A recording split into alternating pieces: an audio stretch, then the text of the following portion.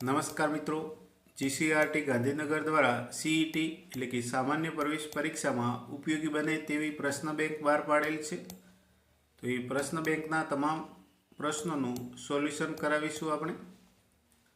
તો આ વિડીયોમાં પર્યાવરણને લગતા 50 પ્રશ્નો જોઈશું. બાકીના પ્રશ્નો નેક્સ્ટ વિડીયોમાં જોઈશું, જે આપને આવનારી સીઈટીની પરીક્ષામાં ખૂબ જ ઉપયોગી બનશે. તેમાં જોઈએ કે જમીન અને પાણી બંનેમાં રહે તેવું પ્રાણી કયું? અહીંયા ઓપ્શન છે માણસ, માછલી, દેડકો અને ખિસકોલી. તો દેડકો આવશે કે દેડકો છે એ જમીન પર પણ રહે અને પાણીમાં પણ રહે. ખિસકોલી ઝાડ પર રહે. માછલી છે એ ખાલી પાણીમાં રહે અને માણસ છે એ જમીન પર રહે. એટલે દેડકો આવશે, જમીન અને પાણી બંનેમાં રહે તેવું પ્રાણી. નીચેનામાંથી કયું સાચું છે? કરચલો, પાણી, ચકલી, માળો, ઉંદર, દર, વાંદરો. તો ગુફા. તો કરચલો પાણીમાં રહે, ચકલી માળો બનાવીને તેમાં રહે અને ઉંદર દરમાં રહે. વાંદરો છે એ ગુફામાં ન રહે પણ ઝાડ પર રહે. તો આ સાચું નથી, તો ડી આવશે.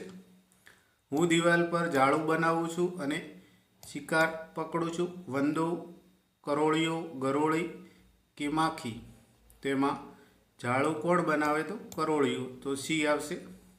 કૂદકા મારીને ચાલતું પ્રાણી કયું છે? તો ગાય, ઉંદર, સસલું કે સાપ? તો સસલું આવશે, આપ જાણો જ છો. પેટ ઘસડીને ચાલી શકે તેવું પ્રાણી નીચેનામાંથી કયું છે? તો ગરોળી, માછલી, દેડકો અને ખિસકોલી. તો એમાં ગરોળી આવશે કે જે પેટ ઘસડીને ચાલે છે.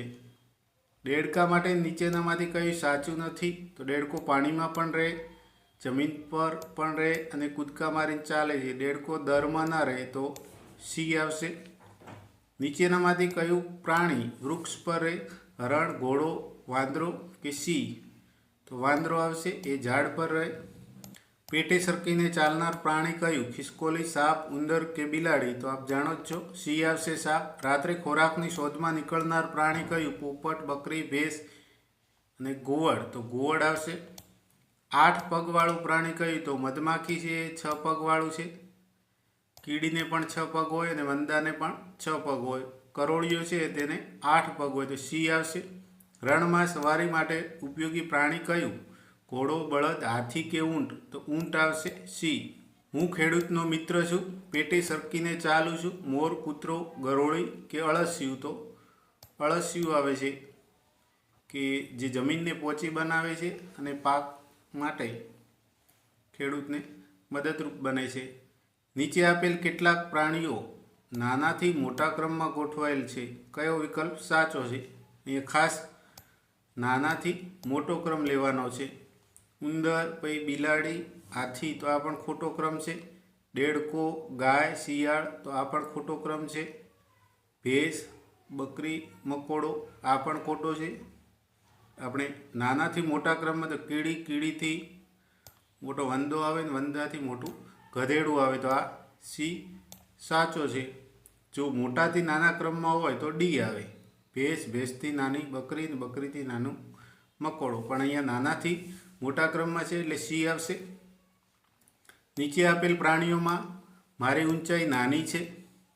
તો હાથી, ઘુડખર, કૂતરો અને બિલાડી? તો બિલાડી સૌથી નાની છે ઊંચાઈમાં. નીચેનામાંથી કઈ વનસ્પતિ તમારાથી ઊંચી છે? તો તુલસી, હજારીગલ, બારમાસી કે લીમડો? તો આ લીમડો છે એ ઊંચો હશે, બી આવશે. નીચેનામાંથી કયો છોડ છે? તો વડ, એ પણ ઝાડ છે. આસોપાલવ પણ ઝાડ છે ને આંબો પણ ઝાડ છે. બારમાસીનો છોડ હોય તો બી આવશે. નીચેનામાંથી કયા વૃક્ષનું થડ તમારી બાથમાં સમાઈ જાય? તો વડ છે, આંબો છે, પીપળો છે, એનો થડ વધારે પહોળાઈમાં મોટા હોય. આ સેતુર છે એ તમારી બાથમાં આવી જશે. તો સી આવશે. હું ફૂલવાળી વનસ્પતિ છું, કે જે વનસ્પતિ ઉપર ફૂલ આવતા હોય. તો ગુલાબ પર ફક્ત ફૂલ જ આવે. તો એ આવશે. મારા પાંદડા લાંબા છે.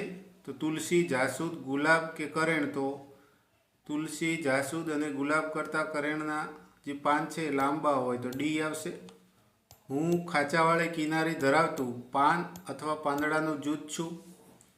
તો આસોપાલવ, લીમડો તો લીમડાનો તો ખાંચો આવે પણ આસોપાલવને ના આવે એના પાનને. લીમડો અને જાસૂદ તો એ આવશે સી. મારા પાંદડાની કિનારી સીધી છે. ગુલાબ, પીપળો, જાસૂદ કે કરેણ તો કરેણનું પાન લાંબુ છે અને એની કિનારી છે એકદમ સીધી હોય તો બી આવશે. નીચેનામાંથી કયા પાનને સુગંધથી ઓળખી શકાશે? તો મોગરો, બારમાસી, વડ કે મીઠો લીમડો. તો મીઠો લીમડો છે એ તમે પાન સૂંઘશો તો કહી શકશો કે આ મીઠા લીમડાનું પાન છે. હું સફેદ રંગનું ફૂલ નથી. તો સૂર્યમુખીનું ફૂલ છે સફેદ ના આવે. મોગરો, ચંપો અને ચમેલીનું ફૂલ સફેદ રંગનું હોય તો એમાં એ આવશે. હું લીસું થડ ધરાવતું સજીવ છું. લીસું થડ એટલે કે ખરબચડું ના હોય.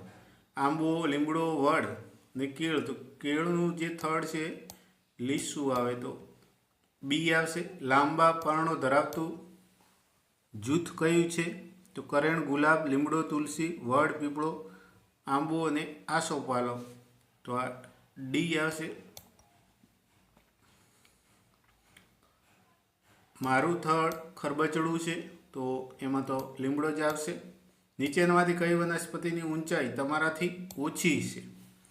તો કરેણની પણ વધારે છે, લીમડો પણ વધારે ઊંચાઈ છે અને નીલગરીની પણ. બારમાસી છે એ નાનો છોડ છે એટલે તમારાથી ઓછી ઊંચાઈ છે તો બી આવશે બારમાસી. ત્યારબાદ પાંદડાઓને કઈ રીતે ઓળખી શકાય?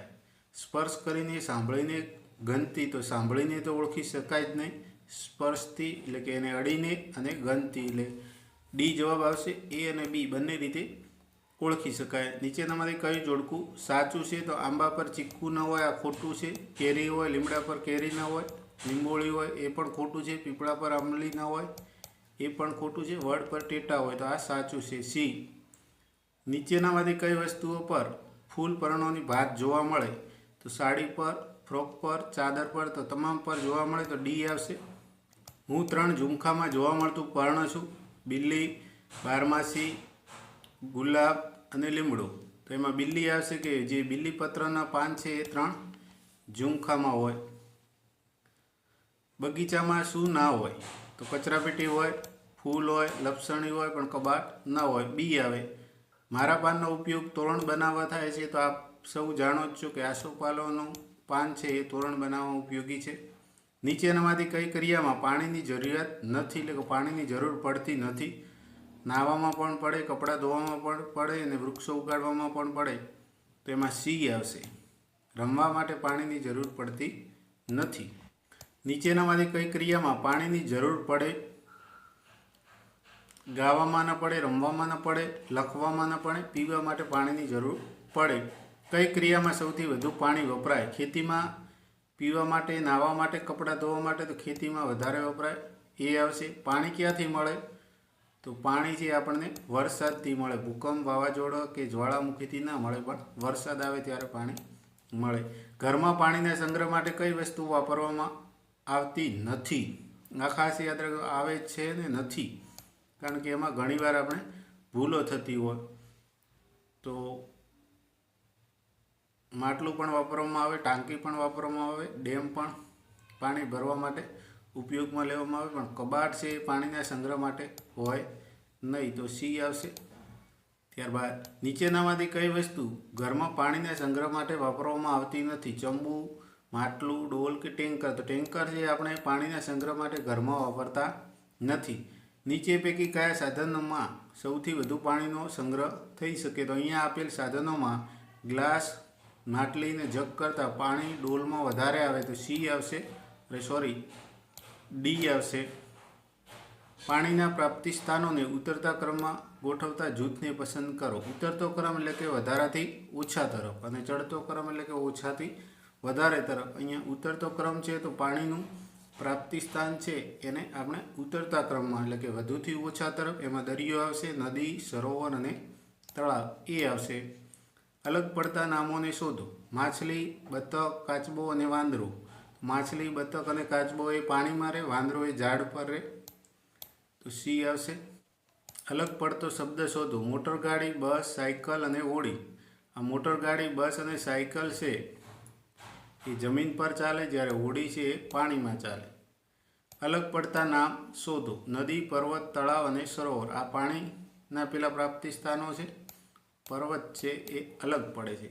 અલગ પડતા નામને શોધો. ઘડો, માટલું, ડોલ, ચમચો તો આ પાણી સંગ્રહ કરવા માટે છે, જ્યારે ચમચો એ નથી તો ડી આવશે. અલગ પડતા નામને શોધો. તળાવ, કૂવો, દરિયો અને સરોવર તો દરિયો છે એ સૌથી વધુ પાણી સમાવે અને એ કાયમી છે, તો એમાં સી આવશે. અલગ પડતા નામને શોધો. ગ્લાસ, ટબ, માટલું કે જારો તો આ પણ જારો અલગ પડે છે. એમાં પણ નીચેનામાંથી કયું પાણીનું સ્વરૂપ છે? હવે પાણીના 3 સ્વરૂપો છે. ઘન સ્વરૂપ હોય તો બરફ આવે.